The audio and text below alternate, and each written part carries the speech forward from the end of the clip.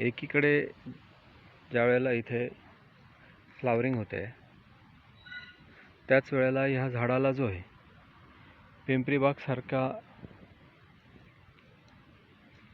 रोग लागला आहे तो तुम्हाला इथे अतिशय स्पष्ट बघता येईल.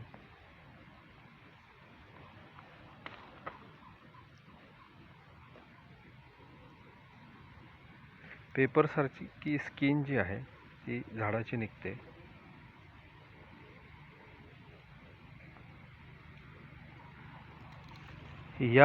यासाठी तुम्ही याची फांदी ही पूर्ण कट करा जोपर्यंत जिथे हा इफेक्टेड असेल. आता इथे बघा हा आतमध्ये पर्यंत इफेक्टेड आहे.